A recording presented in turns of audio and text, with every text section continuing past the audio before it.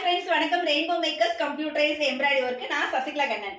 இன்னைக்கு என்ன டிசைன் பார்க்க போறேன்னா, ஒரு கல்யாண ஆர்டர் தான் பார்க்க போறோம். கல்யாண பொண்ணுக்கு இல்ல, கல்யாணத்தை அட்டன் பண்றவங்களுக்கு.